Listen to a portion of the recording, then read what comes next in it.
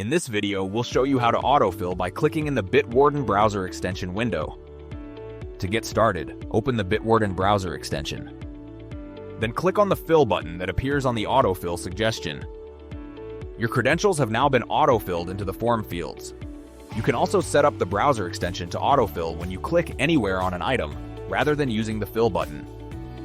To do this, open the browser extension and click Settings. Then choose Appearance. Enable Click Items and Autofill Suggestions to fill. Then click anywhere on the login item to autofill. Your credentials have now been autofilled in the form fields. You can also click the Copy button if you need to copy a specific username, password, or TOTP code.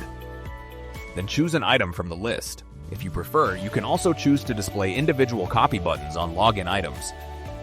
To do this, click Settings. Then choose Appearance. And enable Show Quick Copy Actions on Vault.